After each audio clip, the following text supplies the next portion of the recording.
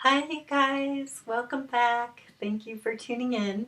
Today we are going to be talking about the Sun through Taurus cycle. Welcome to spring! Yay! At least here in the Northern Hemisphere, I think a lot of people have been getting excited about this, and we're finally in the fixed Earth sign of Taurus, which is probably the best representation of spring.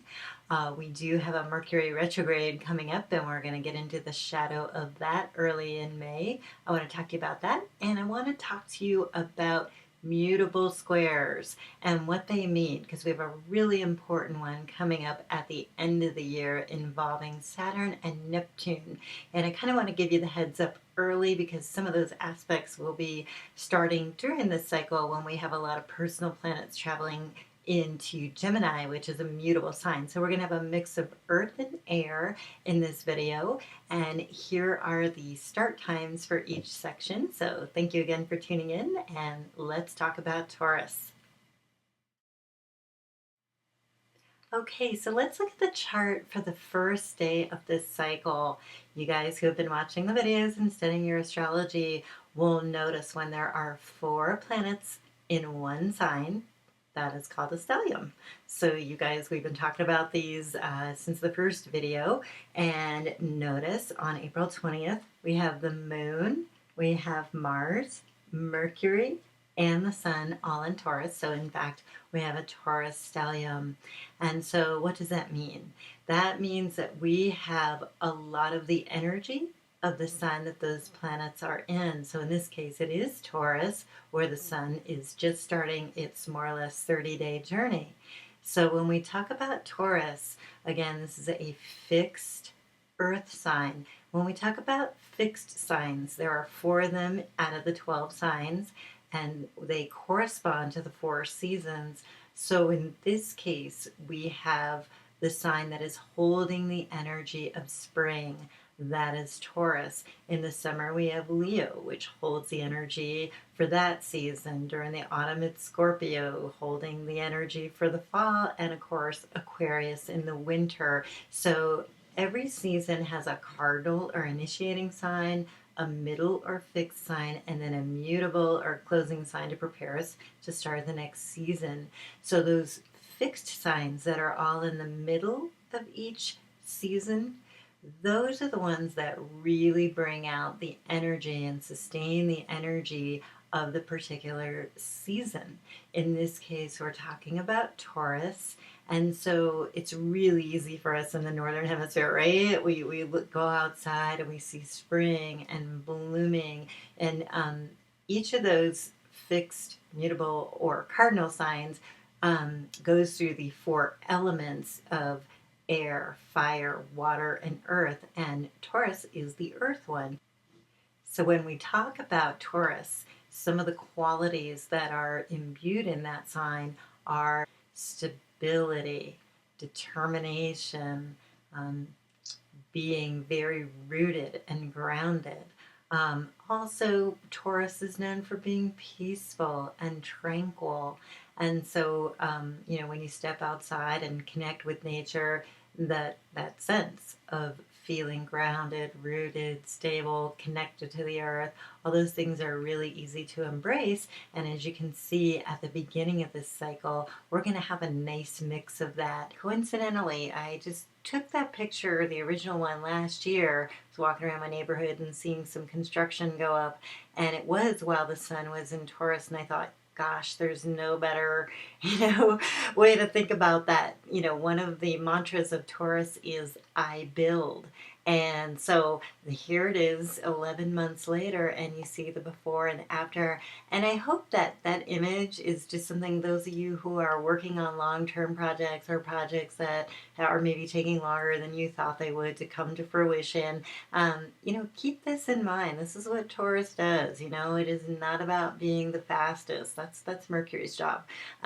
Taurus will get it done. It is determined. It's fixed, and it just goes at its own pace, and it goes, kind of like Capricorn, one bit at a time. It keeps going, and there you see it. So those of you who are working on things, there's a little image to go along with that. Okay, now the next chart I want to bring up brings us to Mercury. The other thing we're going to have a lot of during this cycle, we're going to have all that grounded, rooted Taurus energy, but we're also going to get a lot of the planets moving on into Gemini, which is a mutable air sign. And the key, the ringleader, I'm going to call him, is Mercury. And Mercury, if we pull up the chart for the 4th of May, what you're going to see here is Mercury crossing its shadow point. And if you don't know what a shadow point is, just go back to my Sun through Aquarius video because I did a whole discussion on that. So we see Mercury hit 4 degrees of Gemini. And during that retrograde, Mercury is going to be all the way up to 13 degrees of Gemini and then go back to 4 degrees of Gemini by June 11th before it starts moving forward again. So this is why we notice the first time it hits that point. So the other things to point out in this chart, just because some of you are learning and people throw terms at you like squaring and oppositions and you're like, what? So notice here, I want you to notice the 2 planets that are at 13 degrees. So we have the Sun in Taurus, of course, at 13 degrees, and our friend Jupiter in Leo at 13 degrees on that same day. So notice when the planets are at the same number, those numbers really do mean something. And then look at the angle. So in this case, those 2 are 90 degrees apart and they form what we call a square. So that can be, think about it, squaring off, or energies, look at them, they're each going in a completely different direction. That means we sometimes have to come to terms with things. They get to loggerheads, it's got to go one way or the other, because obviously they're not headed in the same direction. So that's one of our more contentious angles in astrology. Now this is, these planets, they're moving quickly, so this isn't any major thing, but it's just to help you see what a square looks like in a chart, and hopefully when people say that to you, you can visualize that a little bit more. Okay, so now let's go on up to May 18th, and that is the official start of that Mercury retrograde. And let's look at Mercury. Indeed, it did get up to 13 degrees of Gemini on that date, or it will have gotten up to 13 degrees at that date, depending on when you're watching this video. So yes, that's what we mean when we look at the degree. So in this case, the Mercury retrograde is from 13 degrees of Gemini back to 4 degrees of Gemini, which is why we noted when it first hit the 4 degrees. So it will be moving backwards until June 11th. And this is an air sign, and it is the home, one of the homes of Mercury. Mercury has 2 homes, Gemini and Virgo. So again, this year, one of the big themes of the Mercury retrogrades has been rethinking. Air is objective. Think about it. It's the intellect. It's our ability to be neutral, to be rational.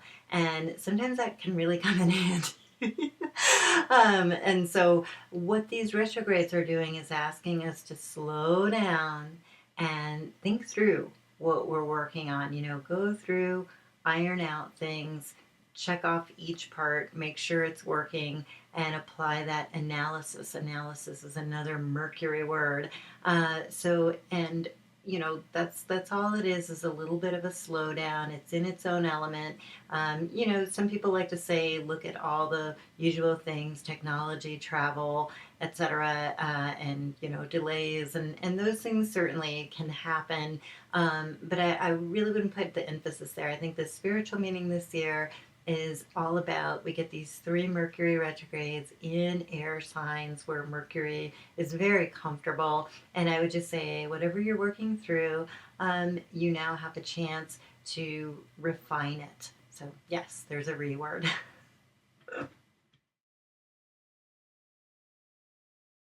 Okay, and mutables. The discussion about mutables is relevant. Of course, the Sun's going to move into Gemini next month, so we'll think about it even more. But right now, we do have planets already moving into Gemini, and it's one of the mutable signs, which means it closes out the season, and it's about letting go and releasing things. And with Saturn in a mutable sign, that mutable sign is Sagittarius now, we're going to feel these energies a little more strongly. Now, that being said, during the summer, Saturn will be back in Scorpio. It turns direct at the end of July and then heads forward, finishes out being in Scorpio, and then by September goes into Sagittarius for good for the next 2 years until December of 2017. That's a long time. And what I noticed from December through about March, when Saturn first hit this very beginning Sagittarius transit, was when the moon would go through Gemini, I'd be like, whoa, just really kind of feeling those energies happen. And so that would be the moon opposing Saturn, and that's going to happen every month. But I do want you guys to pay attention, because those mutable energies are talking about things we need to release, let go of, whatever we've taken on too much of. Things may come up and it may be very chaotic, so we may be getting the energy or the message to release and so on. And for those of you who really know your mutables, you're going to know that another big planet is also in a mutable sign for a long time, and that is Neptune. So that, when we look at it, those squares, it's going to be squaring Saturn loosely once Saturn gets all the way back into Sag. And that's a big one, because Saturn is about restriction, and it's about discipline, and it's trying to, really, how would I put it, be our best drill sergeant. It's our schoolmaster who's, not going to let us just slide by or stamp an A on our paper for just turning anything in. But Neptune's kind of the opposite in a way. Yeah, I don't know that I quite want to say an opposite, because some people think of Jupiter as an opposite, because Jupiter is the planet that likes to say yes, yes, yes, and Saturn is the planet that likes to say no, no, no. But for this discussion, let's stick with Neptune. Neptune is the planet of creativity. It's huge, it's poetic, it's Pisces' natural ruler. It's, it can be pretty out there. It can also be about addictions and just going too far, into outer space, so to speak. So that's a very different energy than Saturn. That's pretty strong energy, and they're going to be within a few degrees of each other for several months. So the reason I'm pointing this out now is we'll get little glimpses of this during this cycle, actually. We're going to have all the planets that go through Gemini will, of course, oppose Saturn while it's in Sagittarius. And then we're also going to get not one, not two, but 3 Mercury squares to Neptune. Those dates are May 9th, May 28th, and June 23rd. And I just want you to notice kind of what comes up for you. And of course, it really does depend on your chart. If you have a lot of mutable energy or a lot of planets in mutable signs in your charts, you're going to be affected more strongly. If you're a mutable sun sign, that's a Virgo, a Gemini, a Pisces, or a Sag, that's going to hit you a lot more. So I just want to tell you, there's a smattering of these energies coming up. We do get a reprieve for the summer, but it's going to be back in earnest in September. So best advice I could give you is just clean up what needs to be cleaned up now, release what really isn't working now, and it will be easier rather than harder later on. Okay? All right, so that covers, hopefully, I never know how this is going to go till I get to the editing stage, but so that was a lot in this video. We got our Taurus energy, we got our Mercury retrograde, and you guys get to learn a lot about mutables. And so now is the free stuff. So for those of you who are not familiar with me, I'm Elizabeth Pendleton from Elizabeth's Oracle, and I put out a monthly newsletter and I give readings for new customers. If you want to come to my site and order a reading, you get 5 minutes with your first order. I also encourage you to join the email list.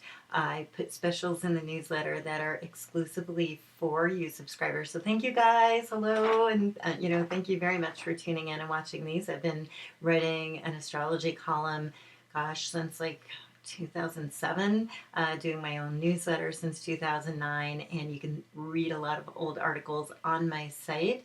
And now I'm just doing the video format for now. It just feels kind of fun, and I think you guys like it.